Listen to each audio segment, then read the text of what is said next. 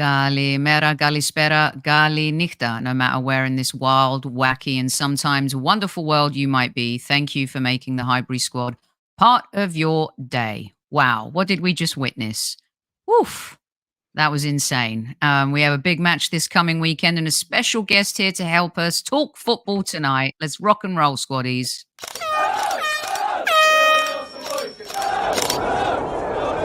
Mind the gap between the train and the platform. Please stand clear of the discussion doors. The next stop is Highbury Squad.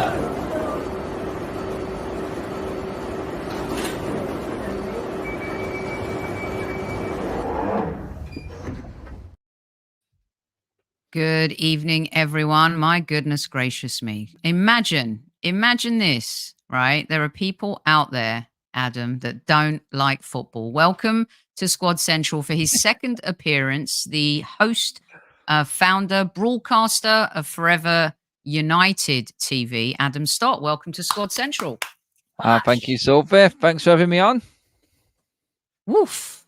Real Madrid. Let's talk about that for a second. Yeah, I was actually thinking about you, and only because I felt this way, and we're nowhere near that level, right? But to get to the quarterfinals of the Champions League this season was another massive step for Arsenal. When you watch that and you think back to the Champions League wins and finals you were involved in, like, do you feel, my God, we're so far away from that?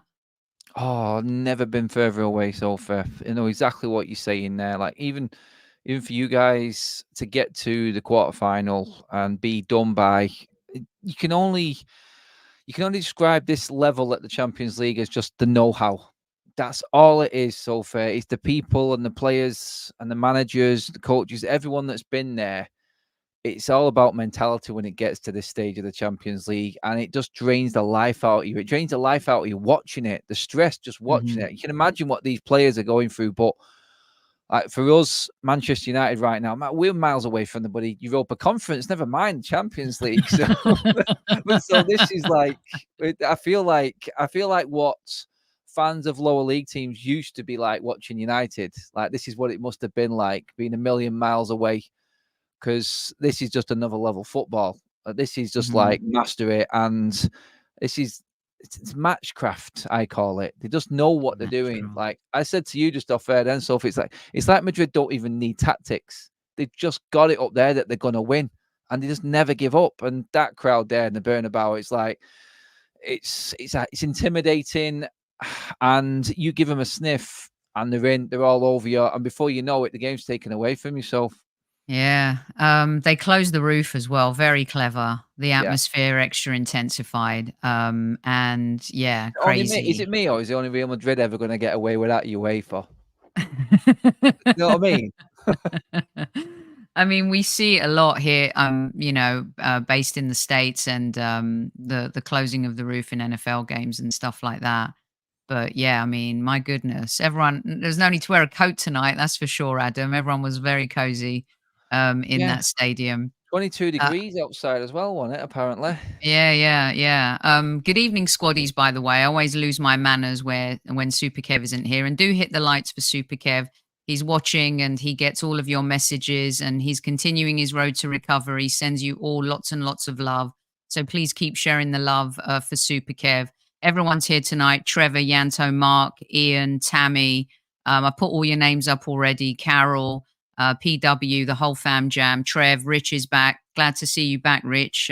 We were getting a bit annoyed with you being in Thailand for too long, if I'm being honest. And of course, Newman is here, which sometimes is unfortunate, but he's giving KC a 10 tonight. He usually gives him a 0.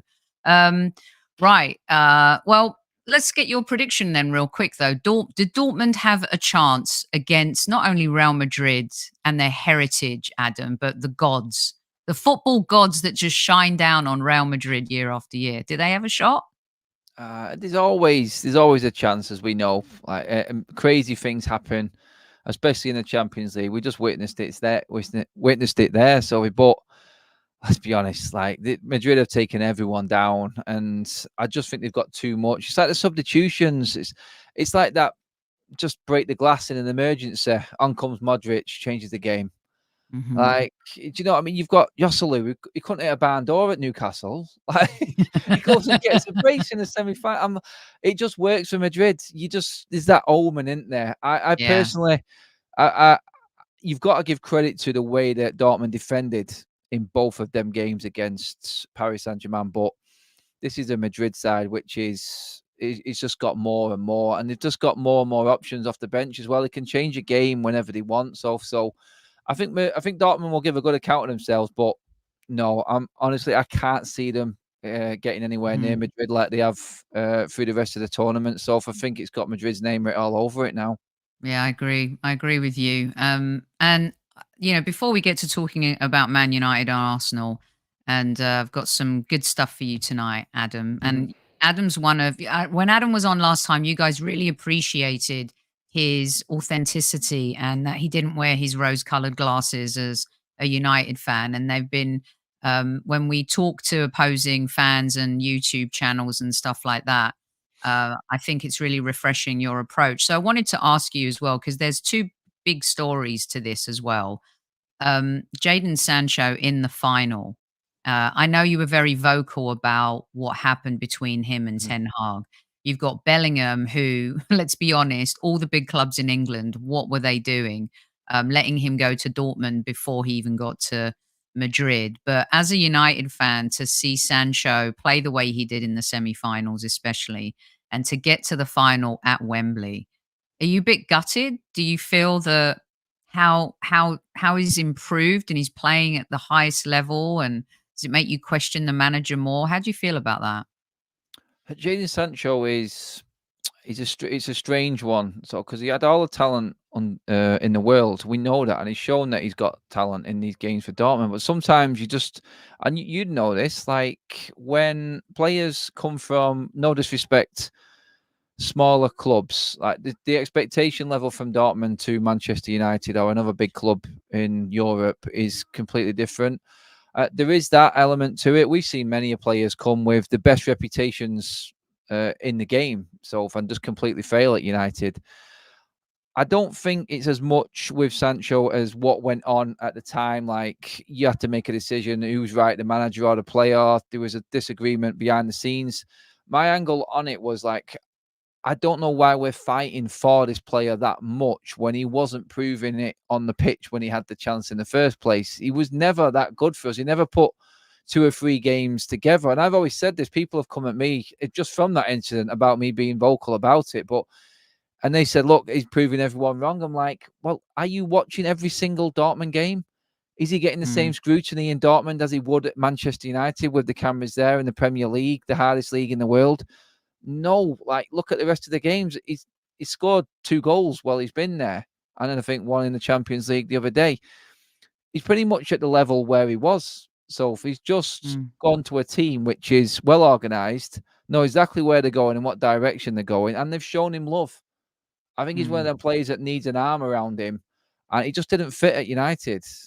He didn't fit. It's gutting seeing one of our players doing well. Yes, could he have been doing that at United right now? I still think it'd be the same story. So honestly, I think he'd have still been struggling. He'd have still been mopsing around because he wasn't playing, and that does have a bit to do with the manager. Yes, because we have got an issue, us United fans, with Ten Hag and his so-called favourites that he picks, and Sancho was mm. never one of them from the start, and it's just gone more and more sour as it's gone along.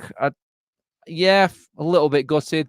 I'm pleased for the lad as well, to be honest. Like it's a big turnaround, and if anything, it helps us sell him because he's Yeah, definitely not that's coming back. that's that's a fact. Yeah, that's definitely a fact.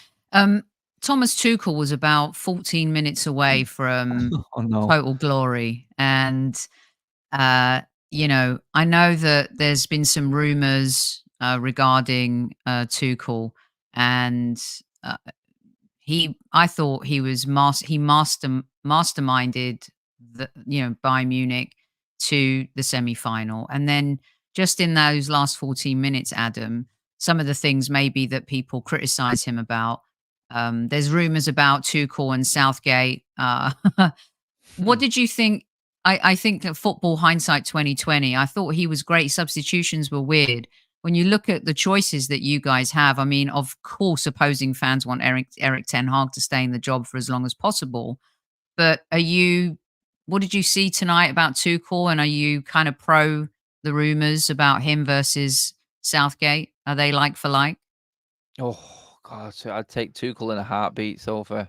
I would. Oh, yeah. I'd take him right now. I like him. I've had the privilege to actually, and it may be slightly biased because I've sat down with him in a press conference. I've actually asked him a question. Funnily enough, it was about Jadon Sancho. But earlier on this season, I went to Bayern, cover the game, and I was sat in the press conference with him, and he has this aura about him. It's strange to explain, but he's very knowledgeable, and he's very clever in what he does. I thought he did, like you said, then, Sophie, mastermind that whole game. Like it was perfect. Like Neuer was having to make a few saves, but let's be honest, like it's a game of fine margins, as we both know. And if Neuer holds on to that ball, Yeah. Tuchel has pulled off one of the biggest master classes in European football history, having been sacked and still getting a tune out of his squad. It shows you the respect that the players have got for him, for one. Because I'll tell you right now, if this had happened to Manchester United, like God knows what reception Ten Hag would have got from the players and how they would have acted going through to the rest of the season. Yeah, substitutions, but I think the main substitutions were made while they were actually still winning. I mean, Yeah. to take Kane off, yeah. I mean, Kane wasn't getting much tonight.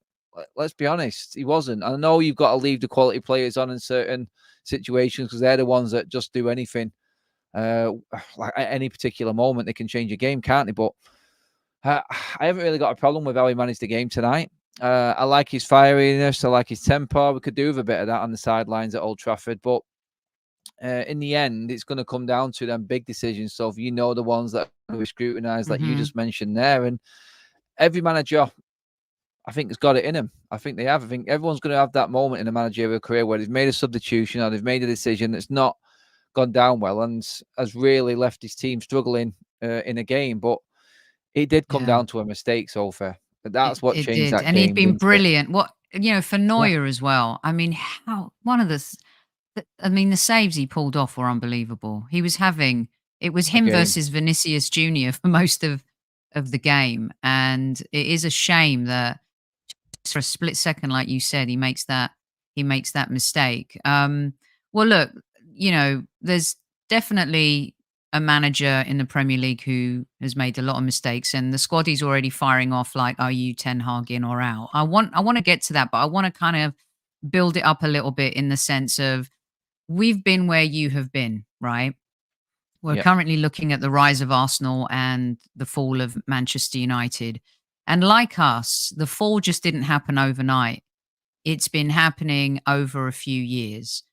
It's if you'd have asked someone to take a bet with you that after Sir Alex Ferguson left, you still wouldn't have won a Premier League, I would not have taken that bet at all. no, In the last few years of Arsene Wenger, some fans would even say the last 10 years, we were non-competitive in the Premier League. The FA Cups really saved us and gave us fans something to cheer about. But we became soft, we became weak sauce. Wenger, who's such a legend, you didn't really want to criticize him. You felt guilty for doing it, but it was bad, Adam. It was really, really bad. yeah, I mean, we were flying planes. Oh, well, not us, but a portion of fans flying planes, with Wenger out. And you look at what's happened to you, the ownership, I know, is tricky. And for us, everyone was blaming the owners for the product on the pitch, but we still have the same owners. And Kevin always used to say to me, Soph, it's the players. And I was not Arteta. I was not an Arteta fan in the first season and a half. yeah. And, I always do believe though that a team becomes the image of the manager. The fall is really you hit rock bottom the other night against Crystal Palace. It worries me a little bit because beware the wounded animal, but this Manchester United animal is not the same, is it, Adam? No, no, it really isn't. It's there's changes afoot. So for there's so much going on at the football club. It's sometimes it feels like the football secondary right now this season with everything going on off the pitch. It feels like no one cares about what happens this season now. it's weird. It's not been like this. I liken the game that we had against Crystal Palace the other night to the one where Ollie had at Watford at Vicarage Road when the fans were fighting, they were shouting at him. He got beat 4-1, and Ollie's words at half time, he said in the interview in the overlap with Gary Neville, he said it. He said, look, I knew I was sacked at half time. So I went into the changing room and I asked the players, who wants to play? Put your hands up if you don't want to play. And 2 players didn't walk out in that second half. And it's not been made a lot of, actually. But that was Scott McTominay and Marcus Rashford. They didn't walk out for the second half in that game. So, Is and that then why players, they didn't play in the second half? yeah, that's what Ollie said in the overlap. That it's like there's players Oh, there.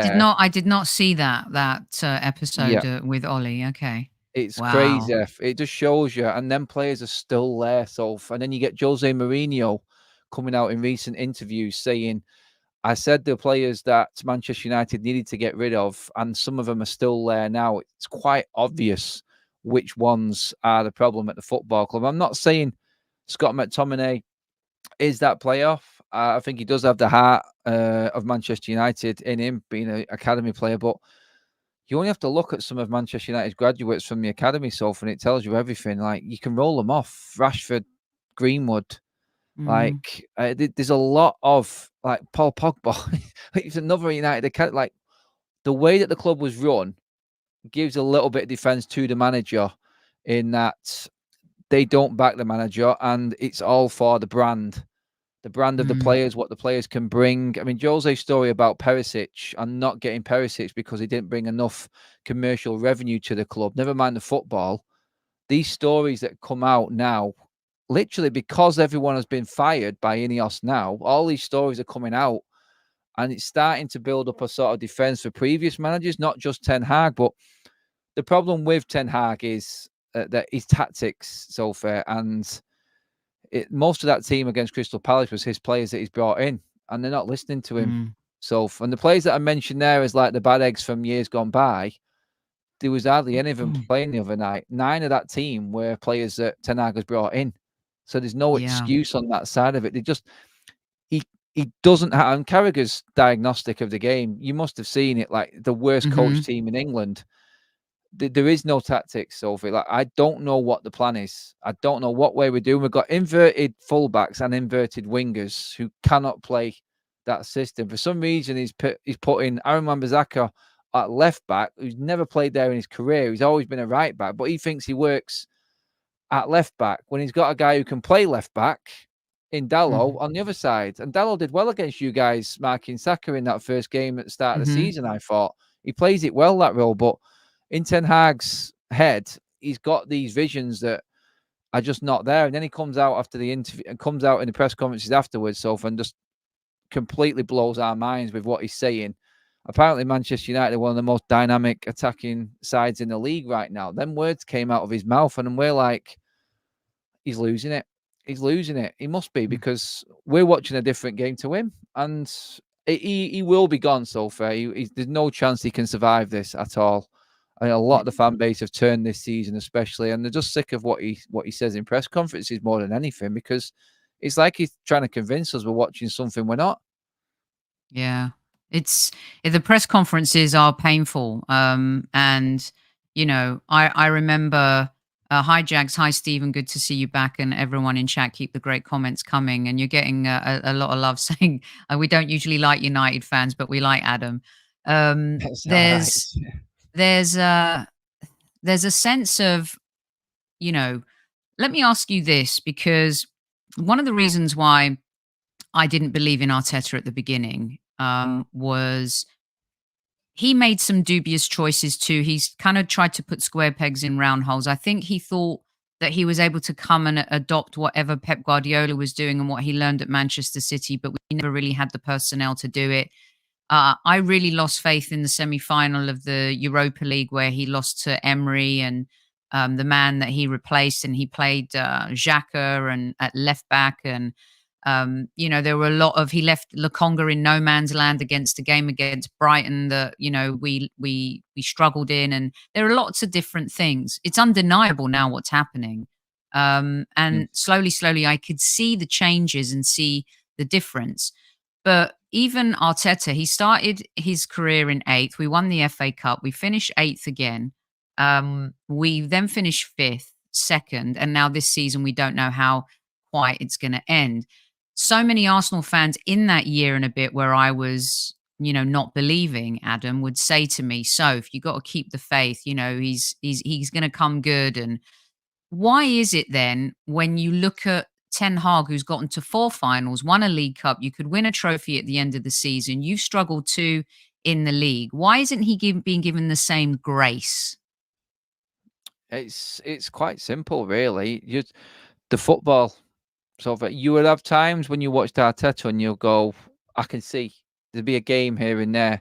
There isn't one game with Ten Hag where we can pick out what the players are doing or what the plan is.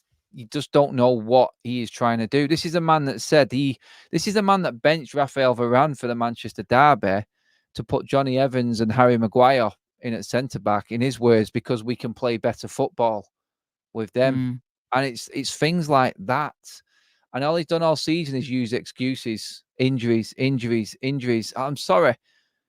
Chelsea, as bad as they've been, they've got 1 defeat in the last 12 games.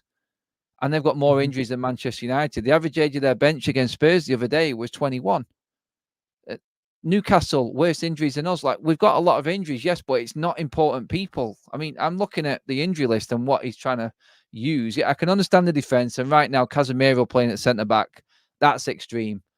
But mhm, when you go back through the defeats, Sophie, that we've had this season, you look at the team that he's had and you look at the bench that he's had, there's no excuse. There really isn't. It's his style and his way of playing. Manchester United are easy to play against, Sophie. That's the fact. When mhm. Burnley come to town, have more possession than you, create more chances than you. When Yeah. Sheffield United come to town and it takes us to the 80th minute to go in front, having been behind twice, and you know yourselves how bad Sheffield United are. They're the easiest team in the league to play against. It's the plan. We don't know what he's doing, and it just never looks like he's. And you know what? The worst thing is, again, it comes down to what he's saying. Like, we can't see anything happening on the pitch, and then he comes out and tells us that it's quite clear what the plan is, and he doesn't understand why no one can see it. Like, all we do is play long balls. You'll be amazed. You watch the game, Sophie, on Sunday. I guarantee you will see about 15 long balls from Andre Onana, and guess who will be on the end of him? You won't even guess. It'll be the likes of Diogo Dalot, who's our left back. He'll be in the front. He'll be in the centre forward position, picking up long balls from Onana. Now, you tell me, like, what is that game plan? I don't know. He's not even hitting the tallest man on the pitch, a target man up front in Rasmus Højlund. He's hitting it to players that you know are not going to win the ball in the air. And Arsenal will just feed off this, and you will win the game in the wide positions on Sunday. I can tell you that for nothing right now. And that, I'm not being overly negative. I'm not saying it because I think the manager's done. I've just seen so much of how Manchester United play so far. And Mhm. I'm not saying like I know people in there, but someone who I do know who gets a lot of information from people at the club saying it's completely toxic right now. The players have checked out a long time ago. They know what's coming. And a lot of them have put it down to the fact that when Ineos came in, they came in and just ripped up the rule book and have completely changed it. And Ineos will put Manchester United back on track. They will. They've got to get rid of all of the players that are not liking the new changes first, though. And this is what we're getting at the end of this season. It's players who know they haven't got a future and players who know they're not going to get their own way like they have been doing for seasons upon seasons at this club. So that's where we're at right now. And you ask any United fan, Sophie, like, you're just not getting the effort. We're being outrun, we're being outfought. I mean, we're 4-0 down against Crystal Palace, and it took, and I'm old school in saying this, Sophie, it took us, I think, till Amrabat came on in the second half, which was around about 15 minutes to go, to pick up a yellow card. You've just been Yeah. absolutely walked over by Palace, and there's no emotion.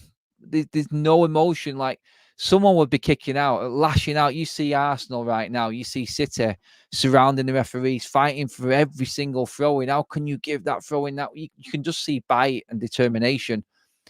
The body language. I challenge you, Sophie. Watch the body language of the United players on Sunday, and you tell me if there is a way forward with this team and this manager. They don't listen to him. It's quite clear they don't listen to him.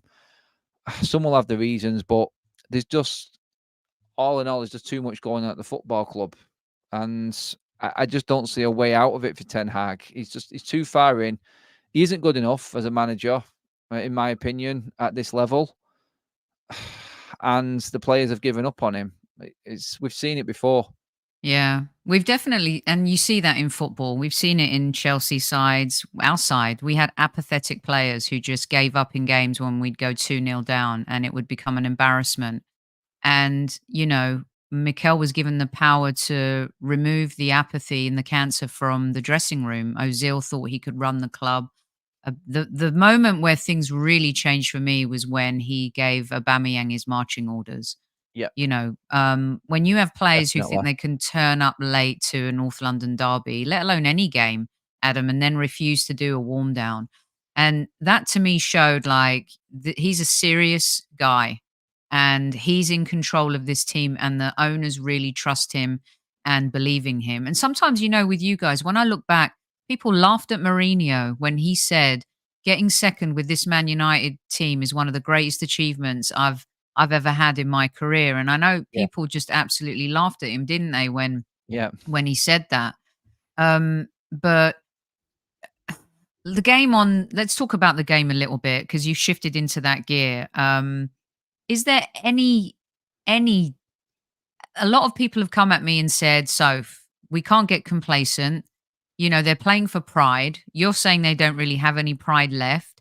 I mean, is there anything that we should be afraid of this coming Sunday? I know we've won the league at Old Trafford twice, but our record in the recent times Yeah. hasn't been great. I was at the game, I think it was in the start of 2022, where we were playing you off the park and we lost 3-1. That was the Odegaard VAR controversial Yeah. decision.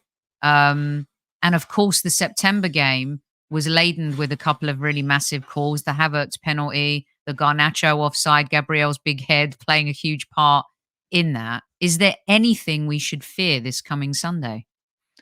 Well, straight away, I it's the I can remember saying this the other day actually, because do you know what this reminds me of? So this game coming up this weekend with us two. Remember when you came to Old Trafford with a injury laden team and we absolutely smashed you 8-2 all over the park? Yes, I think I yes, said I remember it well.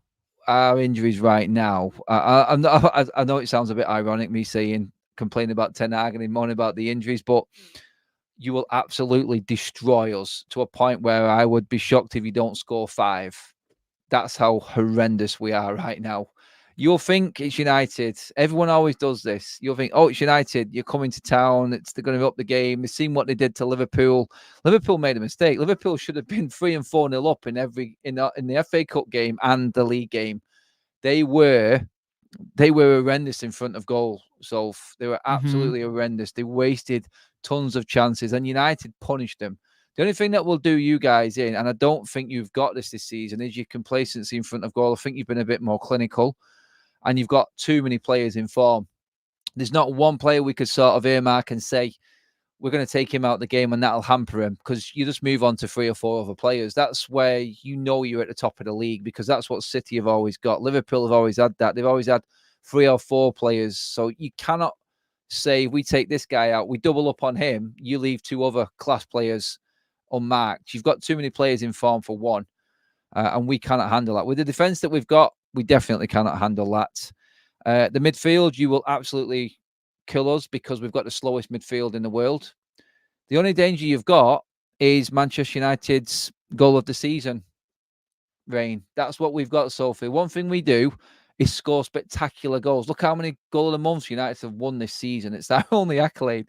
We've won it, like, honestly, like games we've won in poor games playing against what I would call poor teams. You only have to roll them off. You look at Garnacho's against Everton, Bruno Yeah, it was Fernandes early in insane. the season against Burnley, goal of the month, goal of the month. Kobe Mainoo against Liverpool, goal of the month. We've got, for some reason, a spectacular goal in us, and that's all we've lived off this season. That is it, Sophie. I'm telling you now, United can score a worldie, and that's our season.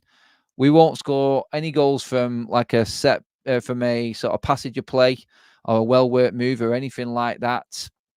It's just going to come from one of them moments. And if Bruno Fernandes is still out injured, then good night, Vienna, because we haven't got anyone with a heart in that team without him. He is the only one. He gets a lot of complaints. He's got a lot of critics, but he will not stop running. His standards don't drop. That's what you're going to be looking at. He is our leader, and he is the only one that has got that nous, that I would say skullduggery, the dark arts of football, that will to win. A lot of the Portuguese, funnily enough, have that dark arts about them. They know how to get results, but I would say if Bruno's still missing, I think he'll be doing everything he possibly can to be playing. But you must have read my mind, because as an opposing fan, like, we can't stand Bruno, and we have players like that. I think we've got the most likable team right now, but I think Ben White rubs people the wrong way. Kai Havertz rubs people the wrong way. Gabriel really rubs people the wrong way. And I had this as a question for you. Do you like having Bruno as is he one of those players? If he's yours, you love him. If he's not, you can't stand him. Yes. Is that fair? Oh God, yeah, we've not had enough of them players, Sophie. That's what we've missed over the years. How many of them players did United used to have? Like, we used to 11 every week. They just knew, didn't they? They wound teams up. They knew how to get into people's heads. Like Bruno, for me, if you give me 11 Brunos, Man United would be in the Champions League places right now. He has got the right attitude. Yes, he overcooks it a little bit. He does a lot of whinging and whining. He's had to calm that down because of the new rules that have come in. And he carries the team. He does. And the only points that we've managed to scrape together since that international break have really been down to him. So, like, he has pulled us out of so many holes, but it's his work rate that does it. And do you know what? If anything, it makes other players feel a little bit embarrassed because they can see him running past him. Like, the amount of times I've seen this guy run past Marcus Rashford in chasing back, and players like this, it's embarrassing. But yeah, you guys have got a few that rub people up the wrong way. But for me, so the difference for you guys was the player that United should have bought, and that was Declan Rice. That guy, I said it all along last season. People laughed at me. He's overrated. I said, you buy him, you win league titles. That guy knows how to control a football match. And with him in your side, even when he came to Old Trafford, so when he was with West Ham, every time West Ham came to Old Trafford, he was the best midfielder on the park. And they always lost, but he was still the best midfielder on the park. And I'm not just saying that because I backed him and said United should have bought him. Between him and Mason Mount, I mean, look at the season difference there. Like, I think he is the one that's got you to that next level, and why this is going down to the wire. Yeah, it's that was going to be one of my questions. An Arsenal player you wish to have signed, and you're clear on that. Declan Rice is the guy. He's made such a massive difference to us this season. I mean, he's been incredible. I think he's had 2 really bad games. One against West Ham, ironically, where, gosh, that game haunts me still. The 2-0 we lost at home could have been 3-0 if David Raya hadn't saved the penalty. The Fulham games, I think one of the Fulham games we played decent, but the other wasn't so good. Do you know what I like about Declan Rice? And I've seen this in the North London derby. There was a moment, and he knows how to manage himself. There was a moment, I think there was a couple of moments where the ball went through, and he was literally on running midfielder, the furthest man forward, and he was up against Van der Ven. And he just thought, you know what, I'm not going to catch him. I'm going to stop running and get straight back into my position, and we go again. He doesn't waste his energy. He's absolutely fantastic at managing. And I've seen this when he was at West Ham. It's like, I know who I'm up against. I've already done my research into this. I know exactly who this player is, what his attributes are. If I don't think I'm going to win that ball, he doesn't go for it.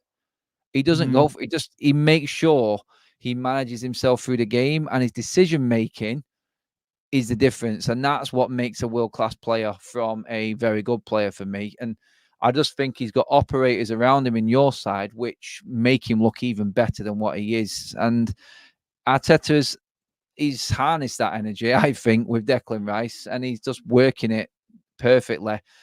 I just can't believe that you you blew it against the likes of Villa and West Ham at home. Like, your home record's been great, and then them two games I think will haunt you guys all the way through the summer, I feel. Yeah. Aston Villa, I take it on the chin a little bit more because they've been really good, and there's something about Emery Arteta just can't beat him. Um, Football's and mad, Sophie, innit? Because football is we mad. did we did the double over Villa. I don't know how. I don't know how we did that, and they did the double over you. Like, how does that work in football? It's crazy. Yeah, it really is. Okay, so I know well, I've got to cut a few more things. Do you have a few more minutes? Just a few more Yeah, minutes yeah. to just yeah. Okay, because when you said I had to put the picture of Odegaard up, by the way, because when you said other people allow him to do that stuff, and Thomas Partey having him back at this point in the season has been incredible. Odegaard's been incredible all season. There's another kind of debate. There's always a debate between the young English players and stuff. And would you are you really disappointed in Marcus Rashford? Like, if it was down to you, would you, if you could swap, would you have loved that Saka was your guy and not Rashford? Is because Saka's like carried our team for so long, and even playing now with even better players, he's still such a massive part. He hasn't dipped for any season. He dipped for like 3 or 4 games. I criticized him and got killed for it. Fine.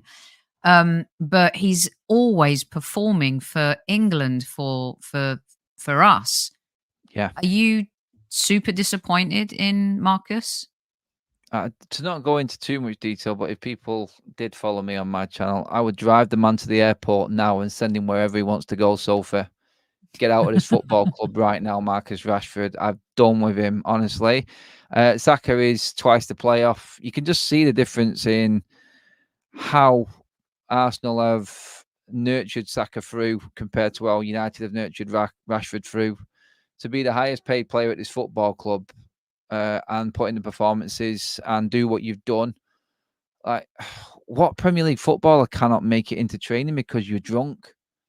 It's it's unheard of. I mean, back in the days, dare I say it, back in Kev's day, when drinking was quite normal.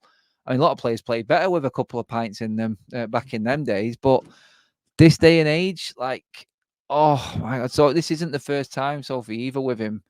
He has a Mm. season on, he has a season off. Last season was one of them worldy ones, and I'm thinking, you know what? I'm fully behind him here. He's come from a bad season. He's owned up to that bad season, and he's come into this one. He's done well, but second season syndrome with Marcus Rashford again after a good one. I would take Saka over Rashford any day of the week, professionalism wise alone. Never mind the skill set. So Yeah. And it seems like, and I say this with the most respect, because what he's done off the pitch was amazing, but it seems like he's gotten away with it a little bit because of that. Rams Rashford, And yeah, maybe, yeah, and maybe he thought that that would help him. I don't know what the state is with Onana, and his contract. We've had to eat up and sell players for nothing. Of course, we all have FFP issues now, other than in Manchester City and their 115 charges. He's good with his feet, and it's something that's needed in modern day football. Unfortunately, Ramsdale lost his job because apparently he wasn't so great with his feet. David Raya has won the Golden Glove. He's been brilliant for us. Would you take Ramsdale at Manchester United? yep, I'd take him now. Anana's not good with his feet, by the way. Honestly, his distribution is shocking so fun. I know you're trying to you probably organized this show and you're probably going through everything like, my God, am I going to be able to give him anything positive here about it? No, you're not. I'll accept it. So we're just that bad. Like Anana. Oh, I put all 4 Crystal Palace goals down to him. Like, he was horrendous. I cannot. You know what? I'm not even going to go into detail on him. But in terms of Ramsdale, I think unlucky. And again, something I looked at from the outside in Arsenal with Arteta, I'm like, why are you even rocking the boat with the goalkeeper situation there?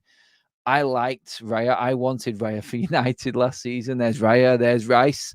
You're literally taking everyone off my list right now. But I liked him because of the our escapades with Brentford, which haven't been fun for us. But he has he has been since they came up, like he has been a breath of fresh air for them, and I can completely see why Arteta brought him in. I just thought, you know what? I can't believe he's actually kept both of them. That was my issue with it. I couldn't understand how he was going to do that. And then you've had issues with obviously Ramsdale and everything that's gone off the pitch and stuff like that as well. But I would take Ramsdale. I don't think there's anything wrong with Ramsdale. I'd play Ramsdale for England ahead of Pickford. That would be my choice right now. If you give me a goalkeeper, I mean, Pope's out. Henderson, I'm not too sure. I'd have Henderson ahead of Pickford. I don't like Jordan Pickford at all as a goalkeeper. I think Ramsdale's got something in him, I feel. And he's unlucky that he's come up against one of the Premier League's best in Raya. But so when you're a big club, this is what happens. This is what United have lost. If you come to an Arsenal or a Manchester United of old, say prime Wenger or prime Sir Alex Ferguson eras, there's not one player on that pitch that's guaranteed a spot in that 11. And that's how it is. And that goes for goalkeepers now as well. The game's changing. You have to expect to be looking over your shoulder constantly. Look at Manchester City. Some would say right now, Edison as a threat with, I can't remember his bloody name now. The reserve keeper. Ortega? Is it Ortega? Yes. Yeah. Yeah, I like Ortega. I take Ortega. He's so good. We were talking about him the other day. Yeah. He's brilliant. I think he's really excellent. Good. Yeah. He's like the modern day keepers. Like every single big club. You look at Liverpool, Arsenal, and City right now, and what have they got? Competition in every single position. Even when Alisson was out, you had Kellehan in, who was doing excellent for them. Same with Odegaard, not Odegaard, with Ramsdale, and same with City with Edison and Ortega. Like every single position in your team is up for grabs by another player, and that's the difference. That's why Liverpool just fallen away because they didn't have as much. I would say you guys got a little bit away with it with injuries. You've had a good season for injuries, I think, compared to others, and City obviously because everything goes their way. But doesn't it? Yeah, you need competition for places. We never used to have that. And Kev and I talked about that a lot. Yeah. There's no competition. The one position left for a competition is Saka, really. That's the only one, I think, that, Martinelli has had to step up his game with Trossard. You've got, in the midfield, I think Jorginho coming in. It's more of a collaborative than competition, but Thomas Partey has really stepped up now. He's fit. I think that's an area that we can improve on. Right back competition, left back competition, centre back is an area I think that we need to improve on a little bit too. But the goalkeeper thing and what you're referring to, the off field, is actually Aaron Ramsdale's dad was on our show when he said what he said about finding his smile. And, it was, if you listen to the entirety of the interview, he actually bigged up David Raya and he said that this is football. And that he had no problem with David Raya being Arsenal's number one. I think the issue some people had with it was the manner in which it was done. But Aaron Ramsdale's handed himself like a total pro since. And I think Arsenal fans will give him his blessing wherever he goes. To me, it seems like Chelsea and Manchester United really need a good goalkeeper. And I really wanted to ask you that question. And it's great to see that you have a lot of respect for him. Right. We're going to wrap up with this. And I've got a couple questions from the listeners. Is there any way? I know you would rather we won the title than Manchester City. I don't even have to ask you that. Is there any way they've got a Gerrard style slip in them, Adam? Do you know what I would love it to be? A Phil Foden own goal. Oh, I'd give anything to see that. I would give anything just to wipe that smug look. Oh, it could come off. It could come off Highland while trying to defend a corner, and it go in for an own goal or something like that. But we know the record at Spurs Stadium in the league. They haven't managed to get anything there at all. I know they ended that run with the FA Cup win City at Spurs this season, early doors, but there's just that one game stands out, doesn't it? And you know Tottenham can turn up and do something. City on their usual sort of march to the title as it usually is. You can't see them losing a game. There is a mistake there, though. They're not the City that they was last season. So they're definitely not. There are kinks in the armour. Can Spurs take the chances? Because they will get them. That's the thing. I think there is a slip up. It's funny, isn't it? Like Arsenal are going for the title and you're neighbours can do you a favour. City going for the title, and their neighbours, us, can do them a favour. Football works in so many weird ways. The fact that Bellingham's going up against Dortmund in his first Champions League final, having left them last. Like, you cannot beat football. You said it at the top of the show, Soph, didn't you? Like, people who don't like football, like, what's wrong with their lives? Because it all comes down to this madness in the end, doesn't it? But yeah, you will beat us, no problem. I think there's a draw. I think there's a draw at City's game with Spurs, Soph. I think there is. Like, I hope I'm right, because do you know what? I'd rather you guys be celebrating down there in London or where you are over in the States, than dealing with this lot right next door to us. Honestly, it is unbearable right now. It really is. The smugness in the City fan base is like nothing you've ever seen. yeah, Nothing you have ever seen. It's just to see Arteta be the one as well to beat Pep. Because I think when he loses one, I think this will start the sort of workings into Pep finally leaving as well, which then will end City completely. So Spurs, as much as you hate to say it, that I think they could actually do you a favour. I think there's a draw in that game. And if I'm right, have you still got the better goal difference? I think you have, haven't you? Yes, we do. I mean, they've chipped it away at it in the last couple of games. But yeah, we do have the superior goal difference still. And they have to play Fulham at Fulham, and Fulham. I know Marco Silva though. He's a bit. I think he might be a bit Roberto De Zerbi about this one. However, there is a little thing that I've been clinging on to a little bit. Is there a chance that Iwobi, the old Arsenal boy, does us a favour when they play Fulham? So there's these two things going. Spurs could be totally Spursy and get a result and help us, and maybe Iwobi at Fulham.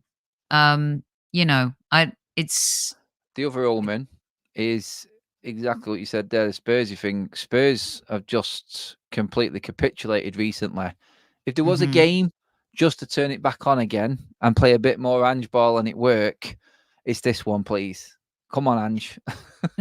Give me that little smug little grin that we get every now and then. Like, that would be absolutely perfect. Yeah, exactly. And you know what? And Leno as well. I forgot would about be, Leno. Yeah. Do you know what I said as well? One of the perfect 10 would be like, if Ten Hag did get sacked because you guys battered us, which is apparently the only way I get sacked before the final, if it goes really bad at weekend, and Steve McLaren, the Wally and the Brolly beats Pep in the final, and that just ends the season there. That just give me that. Like, that's all I'm thinking about right now. Just little endings that just come in every now and then. But I do believe that you guys deserve it because you have played the better football. Like, I do a lot of coverage on a lot of games and other games, not just United ones. But I'd rather watch Arsenal than watch City. City are boring. I hate watching City and covering them. I think the biggest cheer I made this season was when Madrid beat them on penalties. That's been my season. But yeah, I think there's a twist. There's a twist yet in this, Soph, I think. I would love it. And I hope that there's a twist for them and we don't screw it up, Everton at the end of the season at home, we generally do that. Old Trafford always worries me a little bit. As wounded as you are, that damn place of late, there's something about it. But for all the reasons people are saying Spurs won't, play well against City, they still have something to play for. Spurs. I mean, you guys you guys could finish in your worst position ever in Premier League history, right? This season, there's a chance that can happen. Breaking all records this season. Most defeats, we've already broke that record with 3 to go. Most shots conceded, we broke that with 3 to go. We need 5 points from the last 3 games to not have our worst points tally, and that would also equal what you just said then, Sophie, in our worst position ever to finish in the Premier League as well. By the way, it doesn't matter about the amount of shots that you actually have taken or have shot against you, according to our manager. It's another reason why he's got to go. So that doesn't he does. matter. He's very upset. He's very upset with us. He brings it up all the time. Listen, do you promise to come back? Because there's a ton of questions and we can get to them. Maybe we'll do like a general like Premier League overview at the end of the season. it would be great to get you back for that, Definitely. Adam. You've been absolutely brilliant. And you know what? This is exactly what I said at the top of the show. If you're looking for someone who gives honest takes and you enjoy watching other fan channels, please go give Forever United TV a follow on YouTube and give Adam a follow on the old Twitter sphere. We still can't call it X here, Adam. We're just I'd Generation say, Xers. We're too old for yeah, that shit. no, I'm old school with you. Like, let's just call it that social media platform. Exactly, that social media platform. And don't forget to give our friends at Zenith Coins a visit. The Clock End coin, the North Bank coin, and we'll be giving away some Highbury Squad coins at the end of the season. I'm going to give away quite a few. Code HSNB10 for 10% off. Go get your order today. Squaddies, you've been unbelievable, and I'm very proud of you. How friendly and welcoming you've been to Adam. It's awesome because the United rivalry, Adam, let's be honest, it's intense. It's Yeah, we good. still we want to repay you for the 8-2. I'm not sure if that's going to happen, but You'll know in hopefully, 10 minutes of the hopefully game. we'll win. If we if we get an early goal, I think that will be a good thing for us, definitely. Yes. And for you as well, I want us to win. Tune in tomorrow at 6. Magic Mike is back for Highbury to the Grove with Arsenal icon Perry Groves. You won't want to miss that. Perry's unreal. He does all the tours at the stadium now too. Probably one of the most underrated Arsenal players. He's in my top 10 list of the most underrated players of all time. You won't want to miss that chat live from Highbury with Magic Mike tomorrow at 6. Don't miss it. Adam, thank you so much for joining. Pleasure. Really appreciate it. And squaddies, as Super Kev would say if he was here, don't forget to tell your loved ones you love them. I'll be back live on Friday. Don't forget Mike tomorrow. At ease, everyone. Love you lots like vodka shots.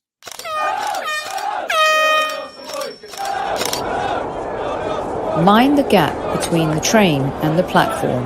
Please stand clear of the discussion doors. The next stop is Highbury Squad.